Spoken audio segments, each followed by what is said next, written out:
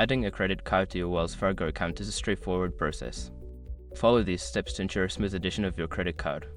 Step 1. Log into your account. Visit the Wells Fargo website or open the mobile app.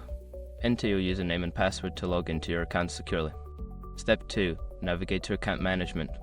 Once logged in, locate the Account Management or Accounts section in the main menu. This is where you can manage your existing accounts and add new ones. Step 3. Select Add a Credit Card.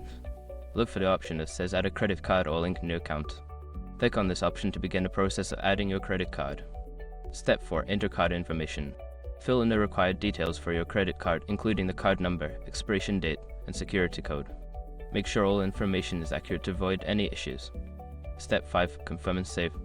Before filing a refund or dispute, use the @com link in the description to open the refund dispute deadline calculator and confirm your deadline. Now you have successfully added your credit card to your Wells Fargo account.